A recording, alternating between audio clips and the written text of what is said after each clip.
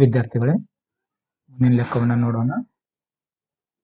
ಒಂದು ನಿಮ್ನ ದರ್ಪಣವು ಅದರ ಮುಂದೆ 10 ಸೆಂಟಿಮೀಟರ್ ದೂರದಲ್ಲಿ ಇರಿಸಿರುವ ಒಂದು ವಸ್ತುವಿನ 3 ಪಟ್ಟು ವರ್ಧಿಸಿದ ಸತ್ಯ ಪ್ರತಿಬಿಂಬವನ್ನು ಉಂಟು ಮಾಡುತ್ತದೆ. ಹಾಗಾದರೆ ಪ್ರತಿಬಿಂಬವು ದರ್ಪಣದಿಂದ ಎಷ್ಟು ದೂರದಲ್ಲಿದೆ ಅಂತ ಪ್ರಶ್ನೆ. ಮೊದಲಿಗೆ ನಾವೇನ್ ಮಾಡೋಣ, ದತ್ತಾಂಶಗಳನ್ನು ಬರೆಯೋಣ. ಆ ನಂತರ ಒಂದು ಚಿತ್ರವನ್ನು ತೆಗೆಯೋಣ, ರಫ್ ಆಗಿ ಡಯಾಗ್ರಾಮ್. ಅದರಿಂದ ನಮಗೆ ಒಂದು ಐಡಿಯಾ ಬರ್ತದೆ. ದತ್ತಾಂಶಗಳು: ಒಂದು ನಿಮ್ನ ದರ್ಪಣ, ಅದರ ಮುಂದೆ 10 ಸೆಂಟಿಮೀಟರ್ ದೂರದಲ್ಲಿ ಒಂದು ವಸ್ತುವನ್ನು ಇರಿಸಿದೆ. ಅಂದ್ರೆ ಯು ಕೊಟ್ಟಿದ್ದಾರೆ. ವಸ್ತುವಿನ ದೂರ ಎಷ್ಟಿದೆ? 10 ಸೆಂಟಿಮೀಟರ್ ಇದೆ.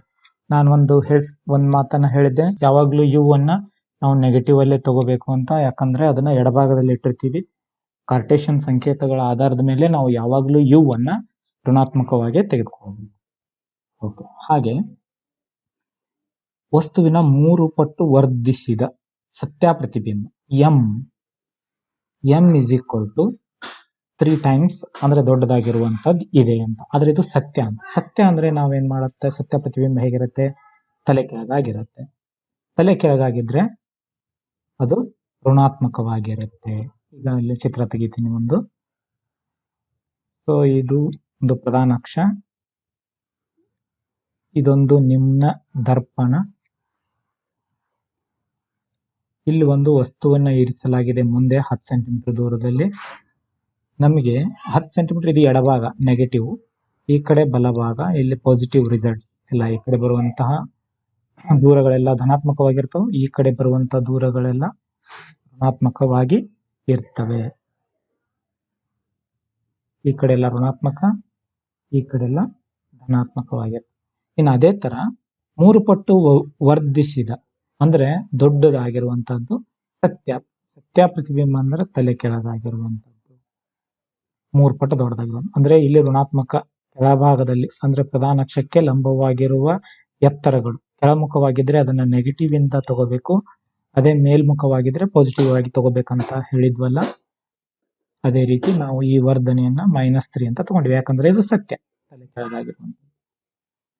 ಹಾಗಾದರೆ ಪ್ರತಿಬಿಂಬವು ದರ್ಪಣದಿಂದ ಎಷ್ಟು ದೂರದಲ್ಲಿದೆ ಅಂದ್ರೆ ಪ್ರತಿಬಿಂಬದ ದೂರವನ್ನ ಕಂಡುಹಿಡಿಯಿರಿ ಅಂತ ಕೇಳಿದ್ದಾರೆ.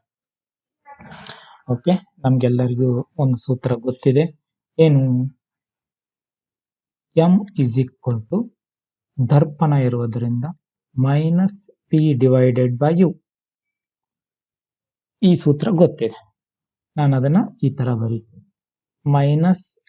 -v/u is equal to m ಅಂತ ಬರೀತೀನಿ. ಹಿಂದೆ ಮುಂದೆ ಮಾಡಿ ಇನ್ನ ಬೆಲೆಯನ್ನ ತುಂಬ್ತೀವಿ.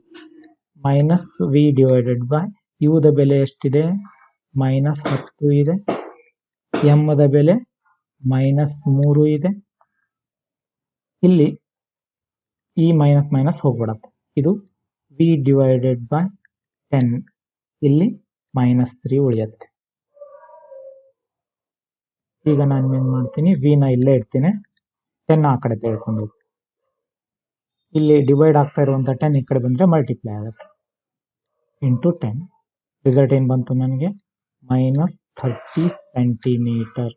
v is equal to -30 centimetre ಅಂದ್ರೆ ಪ್ರತಿಬಿಂಬ ಎಷ್ಟು ದೂರದಲ್ಲಿದೆ?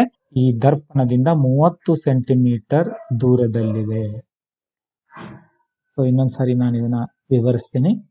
ಒಂದು ನಿಮ್ನ ದರ್ಪಣವು ಅದರ ಮುಂದೆ 10 ಸೆಂಟಿಮೀಟರ್ ದೂರದಲ್ಲಿ ಇರಿಸಿರುವ ಒಂದು ವಸ್ತುವಿನ 3 ಪಟ್ಟು ವರ್ಧಿಸಿದ ಸತ್ಯ ಪ್ರತಿಬಿಂಬವನ್ನು ಉಂಟು ಮಾಡುತ್ತೆ. ಹಾಗಾದ್ರೆ ಪ್ರತಿಬಿಂಬದ ದೂರವನ್ನ ಕಂಡುಹಿಡಿಯಿರಿ ಅಂತ ಲೆಕ್ಕ ಇತ್ತು.